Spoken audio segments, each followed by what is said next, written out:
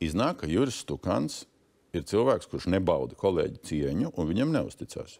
Mana sajūta arī strādājot tajā pašā ģenerāla prokurora padomē un pietiekami augstā līmenī ir tāda, ka prokuratūra nepieņēma Juris Stukānu kā ģenerāla prokuroru. Nepieņēma gan viņa personisko īpašību dēļ, komunikācijas dēļ, skatījuma dēļ. Un visus šos 5 gadus tāda neveselīga gaisotne prokuratūrā arī valdīja. Un tas ir visos līmeņos. Gan ģenerāla prokuratūrā, gan attālos Latvijas reģionos.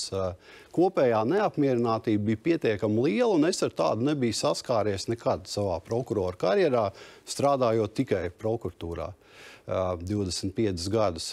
Un tas faktiski jau no pirmās dienas kultivēja lielu neapmierinātību, iekšēju tādu tiešām iznīcinošu gaisotni, kas nesniedz gandarījumu, nemotivē, jo liekas, ko mēs te cenšamies, ja ģenerāla prokurors nenovērtē, neiestājās par mums.